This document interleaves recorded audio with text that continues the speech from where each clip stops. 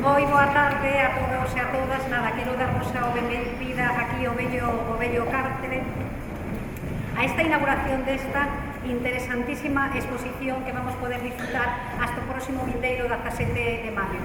Quero agradecer todo este traballo de investigación, este traballo dos distintos coleccionistas, este traballo destes estudiosos que a través da olería tradicional poden nos contar un pouco a historia das nosas vidas desde fai anos.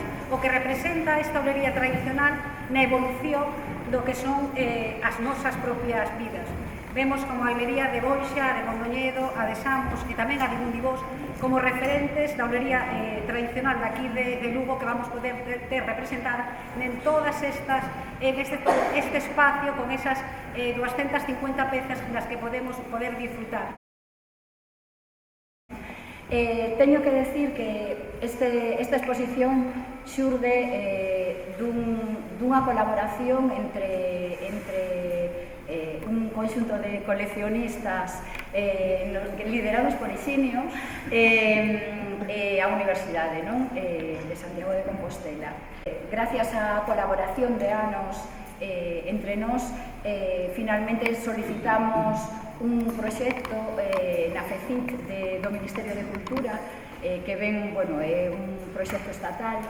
Entón podemos decir que estamos financiando parte do traballo feito aquí por o Estado español. Eso é interesante en todos os sentidos, penso resaltar isto. Pero tamén debo resaltar que este proxecto da FECIC únicamente foi concedido porque detrás debe haber unha colaboración de outras institucións e de outras persoas que cofinancien, senón non sería posible acadar o proxecto nin facer o proxecto en sí. Entón, debo agradecer a todas as institucións que están detrás, además da FECIC, que pon a parte dos cartos puntualmente. Hai moito traballo detrás, no que non hai cartos directos, pero sí colaboracións. Especialmente, a alma da exposición son as persoas que prestaron as pezas, A parte das celdas masculinas, pois son pezas, seleccionadas de 25 coleccionistas diferentes. E na zona das femininas queremos contar un pouco como é ese proceso de fabricación, como evolucionou un pouco a olaría ata os nosos días. Quero vos explicar un pouco o porqué e para que se fixo esta exposición. Como todos sabedes, Lugo foi un centro especial onde se produxo a nivel da Península Ibérica a maior produción de cerámica.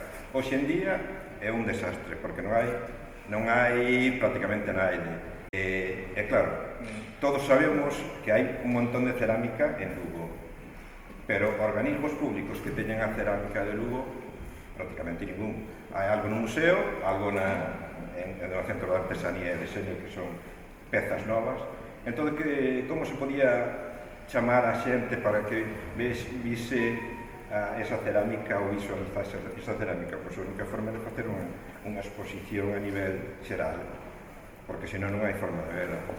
Entón, para que se fixo? Pois a maior parte da xente posiblemente coñece que hai un montón de pezas, pero non saben diferenciar entre cales son as pezas de Bonxe, de Mondoñedo, de Samos e de Mundibós.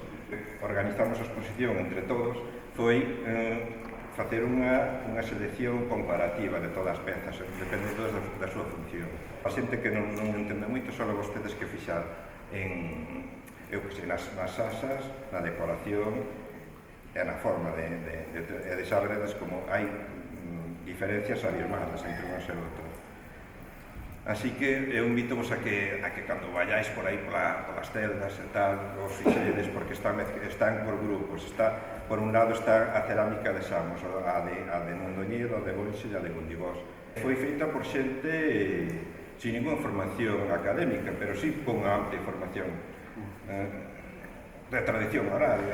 Sabían perfectamente o barro que tiñan que mezclar para que non estalasen as pezas no forno.